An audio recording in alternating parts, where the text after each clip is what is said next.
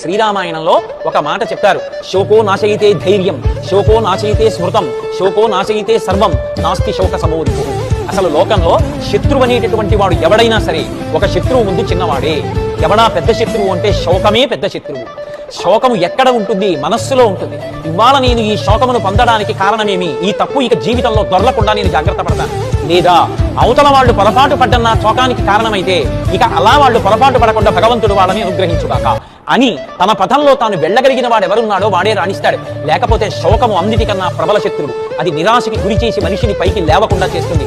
ఇక శోకో నాశయితే ధైర్యం. శోకము మొదట దేన్ని పాడు చేసేస్తుంది అంటే ధైర్యాన్ని పాడు చేస్తుంది. ధైర్యము పోయిందా ఇక ఆ మనిషి నోటి వెంట మాట రాదు, నలుగురిలోకి వెళ్ళలేడు, మాట్లాడలేడు, ఏ పని స్ఫురణకి రాదు, కార్యాన్ని నిర్వహించలేడు, నిశ్చయం చెయ్యలేడు, తన పథంలో తాను ప్రయాణించలేడు. శోకో నాశయితే ధైర్యం, శోకో నాశయితే స్మృతం. విపరీతమైన శోకానికి వశుడైపోతే ఏం చదువుకున్నాడో జ్ఞాపకానికి